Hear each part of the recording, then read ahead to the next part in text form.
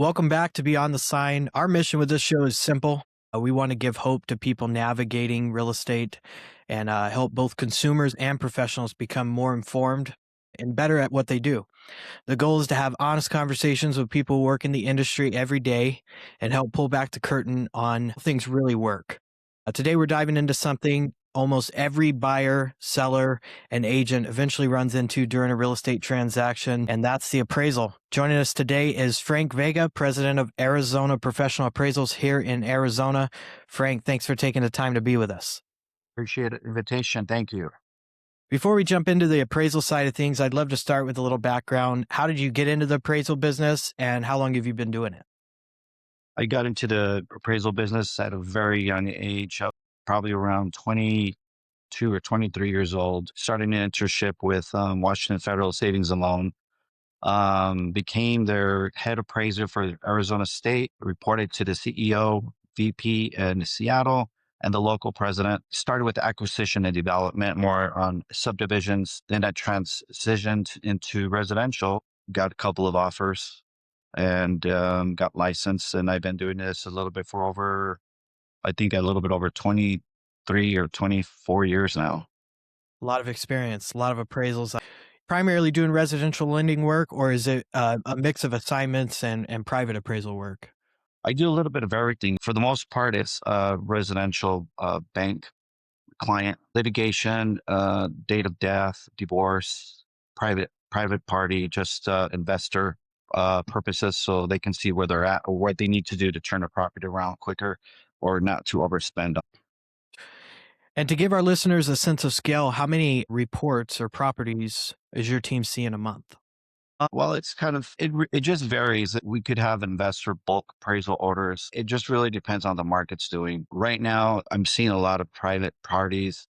Unfortunately, a high volume of that is divorce, just private property, private appraisals that people just need to know where they're at because they can't sell their homes and they need to get a little bit better insight of what they need, the next step they need to do. So it could vary. It can vary from 40. It could vary from a bulk investor, over 60 or 70 homes. It just depends. And we could have slow months as well. About a year ago, unfortunately, the market's credit was high, and interest rates are high. So we kind of slowed down a little bit, but we're seeing a little bit of a turn in that, which is good.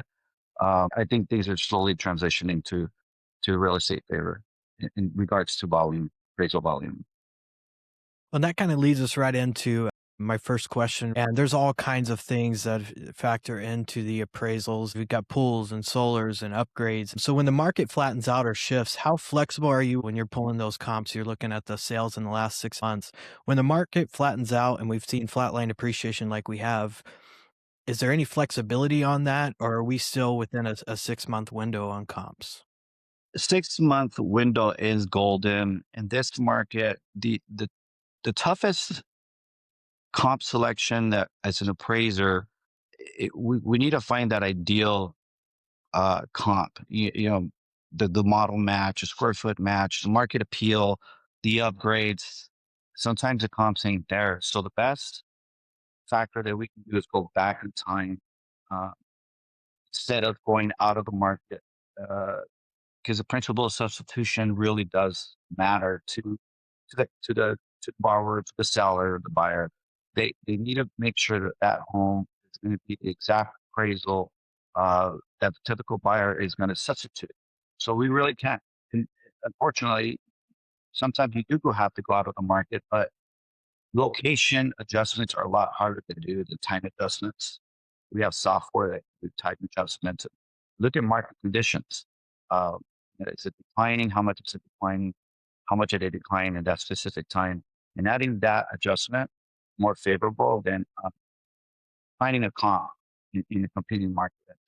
It's going to be really hard to prove to the client that the reasoning why we had to leave the market. So yes, 6 month is ideal.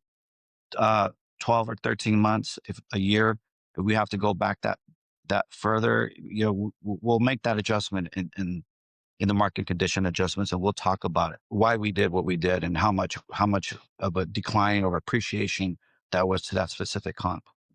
So you mentioned, the upgrades and finding model match, and I imagine homes that are on the same level in terms of upgrades or updates. What I run into a lot is homes that need work or they're messy, right? They're dirty and they don't really show well. Does that hold weight in the appraisal as far as the condition of the home? Well, we try not to be prejudiced against cosmetic paint, dirty carpets that can be fixed. Obviously, in a marketability standpoint in real estate, as you're selling a property, those factors will stand out. When we go and appraise a home, factors that really matter is just how the upkeeping of the property was, the hardscape, the upgrades, the interior of the home. Has it kept up with modern, modern market appeal? Are the cabinets are faded away? Are they the same cabinets? I guess the new fade is of painting and refinishing the cabinets. Sometimes people don't do that right, and it looks really sloppy. And the tile, sometimes, yeah, the tile could be a little outdated, but the rest of the house is very marketable.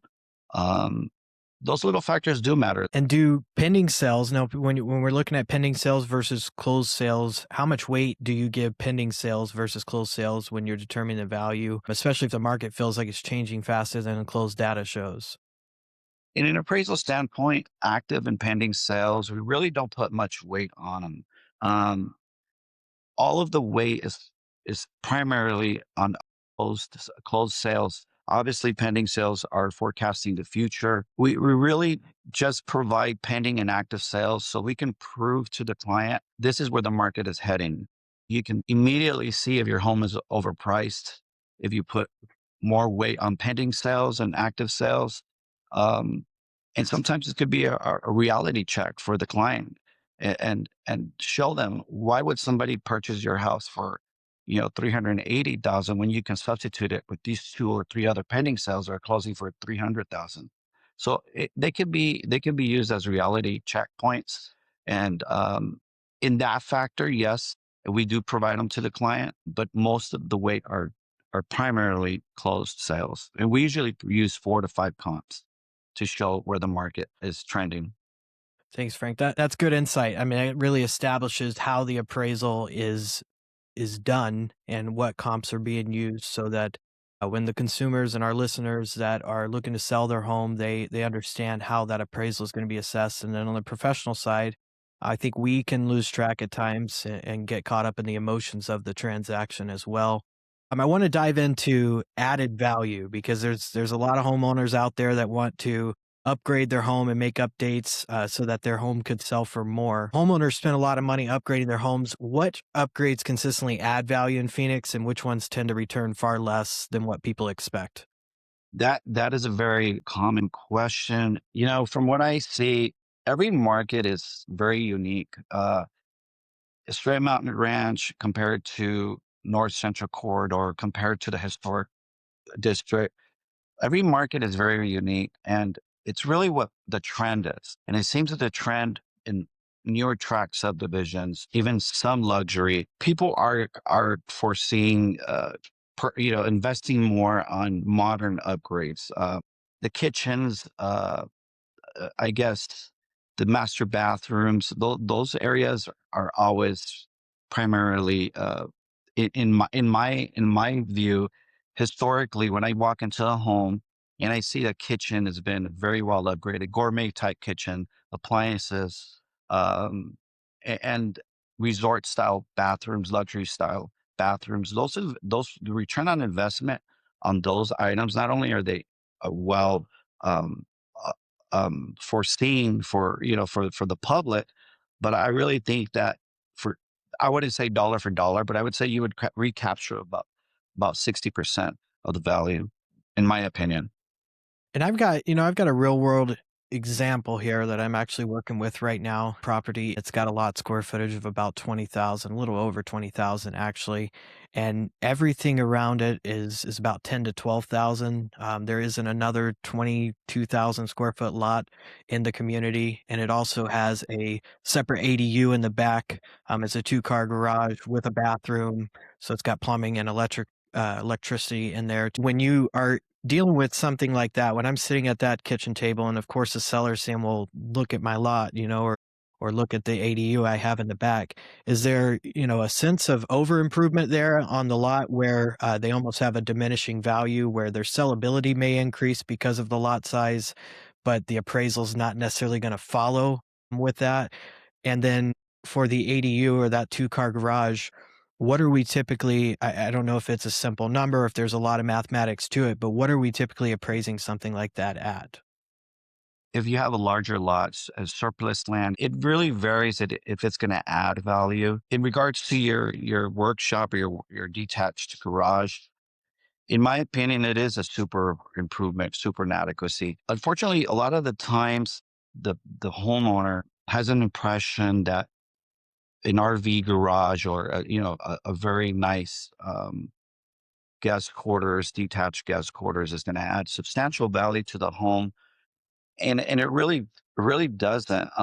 When you they wouldn't get a return on dollar for dollar, and then a lot of the times it's a super inadequacy, meaning the diminishing returns on the investment is it'd be very minimal. Um, and it's hard to convey that to the borrower because there's nothing like it in the neighborhood and there's nothing to compare it to. And that's the first indicator to an appraiser that simply this is probably the only home like it in the entire community. Therefore, we have really nothing to compare it to, and the typical buyer in the market is not willing to pay substantial upgraded amount on something like that. But yeah, it is hard to communicate with the borrowers, but the reality is that it is an over improvement. Demonstrating that to the client or demonstrating that to the bank is what we try to do in a very professional manner, finding comparable sales, similar homes with garages or, detached guest quarters. Sometimes we can't. And we have to explain that it's an over improvement for the market. Frank, you and I had an appraisal a few years back without getting into specifics, and that's exactly that scenario right there was exactly an over improvement for the community, and it was in Goodyear. If you remember, it was a few years back, and this guy, it was I'm not even going to mention the street or where it was located, but it was basically built. There was no, there were no homes or nothing that supplied Frank's determination of value. And the guy I saw last year, he did try to sell it, and he was trying to sell it for about $1 million more than what Frank had came up. Frank and I both came up. I think Frank and I were within $100,000 on our value, and he's still, it just is what it is. That was Yep. unfortunate, but hey, no one told him to build a $2 million house amongst homes that are worth 800 to 900. I mean, it's unfortunate. Yeah. Yeah, I do remember that property, Martin, and he had a unique circumstance as well. I think the floor plan wasn't very desirable in my opinion. It was more like a fort, and that's another issue too. That sometimes home improvements, layouts, the way you remodel something, even the walk-in shower, is it going to be usable? Is it going to be functional for the next buyer? Is it handicap improved? Is it functional? And a lot of the times improvements are not completed in that manner. And it does affect the value because then we have to figure out what is it going to cost to put this back or to fix the problem. Yeah. Functional obsolescence. I know you use that term a lot, and I use that term quite often, but we don't see it too much in track housing, but I use it whenever we go out to a custom home, and Yep. it's an offensive term, but it is what it is, Yep. unfortunately. Yep. And functional obsolescence. We also have the external obsolescence. How close are we to commercial? How close are we to a busy street? Misinterpretations of, yeah, I'm located really close to a Walmart. Is that going to add value to my house? Well, no, it's not. Nobody wants a view of parking lot. Nobody wants a view of, a huge commercial complex or noise factors for that. So borrowers typically have a misinterpretation of what adds value, with diminishing returns as well. Um, but for the most part, conveying this to my clients, which is for the most part are the banks, the underwriters are very well informed. Unfortunately, the borrowers and the homeowners are not. So it becomes he said, she said, the appraiser's going to get in trouble. There's no formality to get, try to get that communication through the bank, the rebuttal process. And for the most part, I do try to be very informative. My appraisals are not rocket science. I explain my summary very black and white. I've never really I've had any condition factors from the banks. My appraisals are very direct. The borrower is, for the most part, I get a lot of compliments and a lot of thank yous, Frank, for you not only giving me a reality check, but for letting me know where I stand. Because the last thing you want to do is over appraise a property. You get a refinance 4 years later, 3 years later, you want to get another refinance. You might be upside down. And if the appraiser didn't do a good job, well, heck, that's where the initial transaction starts, is with the appraisal and the underwriting. How much loan to value, how much of a loan is this individual going to get? So not over appraising and not under appraising. It's always, it's always a concern, but historically, in my experience, I've been pretty head on. It's an opinion, a matter. My value might be a lot different from another appraiser, but that appraiser has to be really seasoned. He has to be really well informed in that area, in that community or that neighborhood subdivision. And I have a lot of experience. I've been doing this for quite a while. I lived in downtown Phoenix, so historic homes are another cookie that you really have to know what you're doing, and replacement cost versus reproduction cost. And that's a whole different conversation we can have another time. That brings up a good point. I actually sold a home. It was probably a year ago or so, and it was in one of the historic districts of Phoenix, and they appraised the home very low, and so it was, I mean, a couple $100,000 low, and then we found out later it was a desktop appraisal, and so we were able to actually contest that appraisal, and this was the buyer wanting to contest the appraisal even because they dropped all their stuff and moved from Michigan. And I mean, he didn't want to overpay by any means, but he definitely didn't understand the appraisal. And so once we had another appraisal done, it was a totally different value. And it was still a little bit lower than the purchase price, but it was within a 5-10% spread as opposed to that first desktop appraisal that we had. Yeah, the desktop appraisals. Technology is moving really quick, and we're seeing it on our end. I hope that the appraisal industry still exists in another 7 to 6 years. The technology is moving really quick. We have software now that can, you know, produce an appraisal. We still need boots on the ground, though. We need a person there to see the property, look at the property, smell the property, like you mentioned. You won't be able to do that with the desktop appraisal. You really need to have boots on the ground, and thankfully, we're still seeing that our profession is important, and we do foresee some issues in regards to lending purposes, Fannie Mae and Freddie Mac. The whole appraisal report format is changing here in November. It's UAD. It's more of uniform appraisal standard way of writing a report.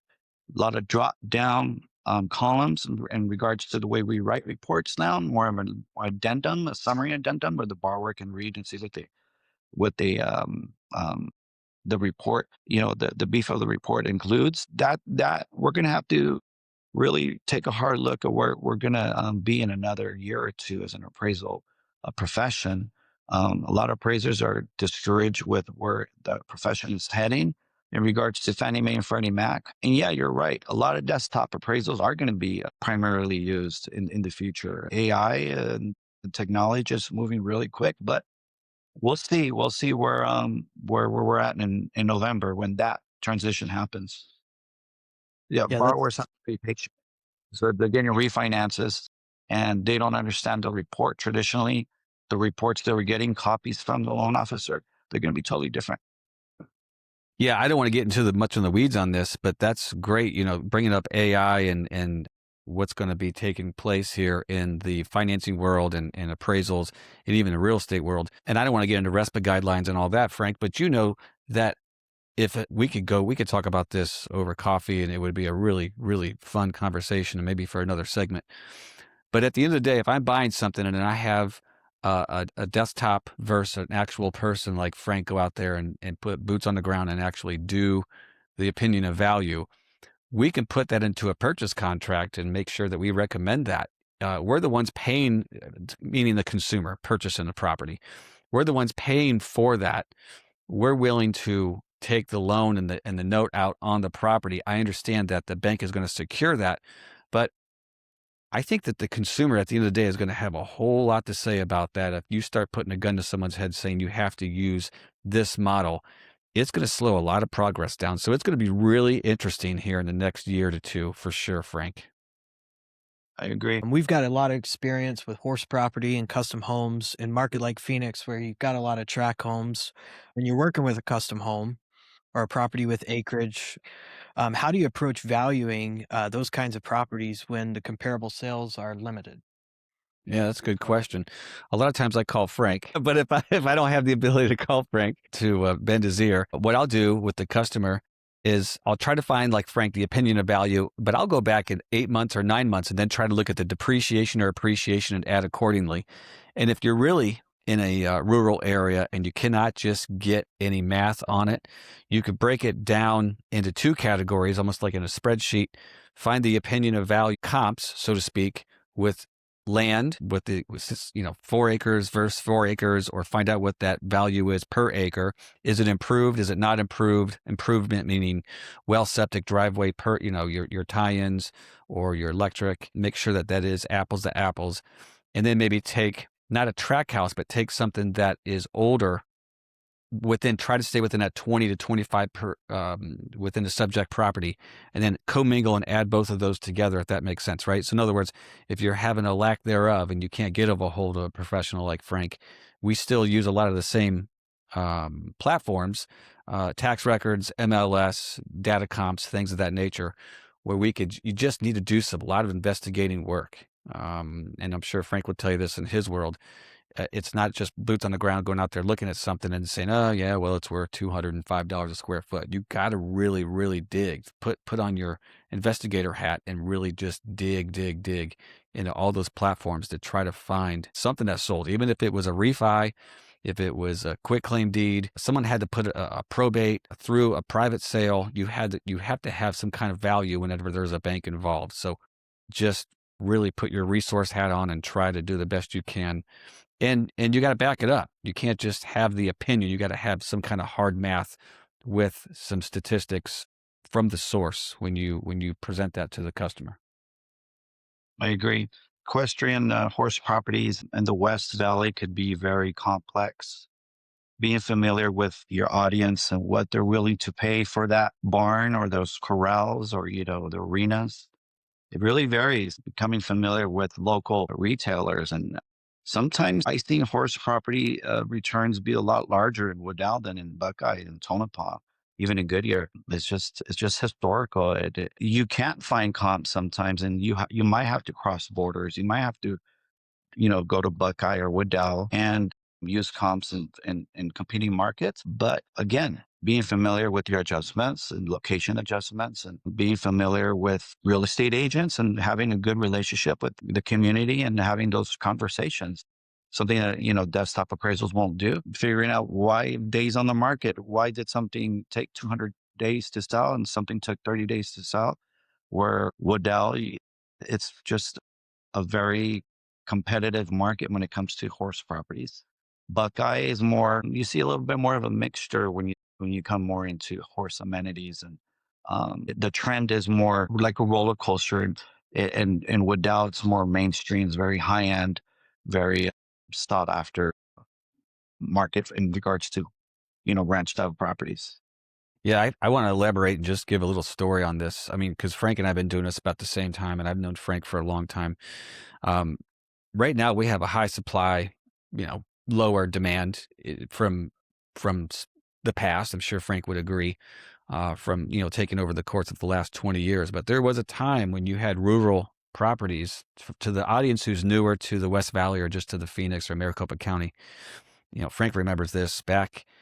I would go back as 2015 all the way to 2020, and even a little bit during the pandemic, when you could not find comps because there just was not a lot of demand. So there was very little sales. You may have 2 comparables within the last year, and you're dealing with a custom home on 5 acres, 10 acres, so on and so forth. And The demand is there, but the values just haven't caught up yet because the banks need 4 or 5 comparables. Well, we would have this instrument and it's still out there, but we don't use it because it's not relevant right now in a high supply market. And you remember this, Frank, it was the appraisal waiver, right? So we list a property for $1 million and the bank can only give the borrower 900. Well, we got hard earnest money up front for $10,000 and you got to come up with the extra $90,000 out of pocket. I'm using that as a very bold scenario, but there was that instrument that's called the appraisal waiver. We use that a lot. We haven't used this so much in the last 4 or 5 years, but it was a lot of explaining to the do with the customer and the consumer up front, like, hey, you've got hard money. And now if this thing does not meet appraisal, your recourse is to let your earnest money go, which will bring me up on a topic we can get into the weeds on the next page of some of these questions. But I just wanted to let our viewers know that was a trend. Yeah, it was a trend. I remember those days. And even today, Martin, credit is a little tight still. Interest rates are just slowly falling down. Sometimes the borrower or the seller or the homeowner, about a year ago, you would see a lot of overlisted, overpriced homes here in Strand Mountain Ranch, for instance, in the West Valley. And I would get a lot of calls from realtors and, Frank, we need your help. We can't convince the borrower, or we can't sell the property, or we need help. We need to try to figure out what we're doing wrong. And most of the time, it's just simply the home was overlisted. And to make things even worse, credit was high, interest rates were high. And I think we're kind of leveling out a little bit in regards to overpricing. I think that the consumer is a little bit more aware of what we're at. And I see a lot of price softening, but there's a lot of stubborn home sellers still out there. It's kind of a reality check. And when they get my appraisal, for, like I said, most of the time I get thank yous, and we continue doing business as normal. But the appraisal is a reality check, and statistically, we have to show our adjustments. We have to make sure that the reader, the client, is well informed. And we're not pulling numbers from the air. Everything we adjust for is well proven, and we go to court, we can protect our appraisal. So for the most part, our profession and our appraisal work is well accepted. A lot of the times, I'm not sure if you've encountered this, Mark, where the client that we did an appraisal for, he just turned around and listed it even higher. There's a lot of stubborn people out there who just said, forget Frank, forget Martin. I know I can sell my property. And he didn't end up selling the property, right? I think he took it off the market, and I think he still has that home for ownership. Over improved, not well informed, and he's now stuck with an investment that he could have consulted us from the build. And the investment point, I do get investors who call me right before they're ready to build, and they want to see that return on the market. A return is going to be something they're going to be able to recapture in the market, and that's the smart way to approach an appraisal. You don't have to wait, to get a refinance, or you're going to do a project, you're going to do a remodel. You don't want to over improve. It might be a good idea to call a professional and tell them what grade materials should I use? What materials do I have that might be a little too outdated? I did a home here in the Strand Mountain Ranch, $1 million home, beautiful home, just travertine galore in the showers and the floors. You walk into the property, it's a beautiful home, but just travertine is very outdated. And conveying this to the client was hard. And ultimately, they did listen to me and they sold the property. And, it's just communicating to the homeowner that your house is a little outdated, regardless of it being travertine, or regardless of having really beautiful dark oak cabinetry.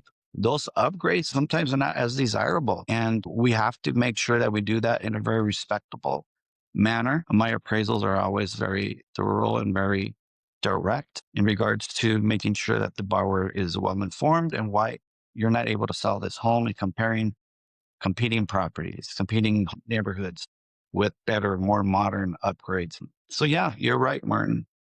I think we see a lot of this, especially throughout Goodyear and throughout the valley in general, where I was just working with a client in Palm Valley, and he's got a TW Lewis house, and it's really nice. It's got a lot of character to it, and it was built well, but everything in it, it's 3,500 square feet, and everything in it's just outdated now. So that was kind of working against him, and I think he's going to list it for a little more than what I suggested, a lot more, I should say. But at the end of the day, we want to sell real estate, not just list real estate. And I'm sure from an appraisal standpoint, we were talking about three different scenarios here that people have went and listed homes, and the ones that list and sell, and the ones that haven't sold, right? And I don't want to speak for you, but I'll tell you what, I'm definitely in favor of keeping appraisers around. It's desktop appraisal stuff. I've never had a good experience with that. And you brought up a really good point when it comes to custom homes and horse property. Like, there's not a desktop appraisal that's going to be able to be accurate on something like that. But even track homes, there's too many weighing factors when it comes to track homes and upgrades and things like that, or lack thereof, that desktop appraisals, I think, would really cause a mess in our industry. Yeah, you're right. You're absolutely right. You absolutely need boots on the ground. What are some of the concerns that you guys have currently in this market? I would say in the last 2 or 3 months, in regards to value or just the customer.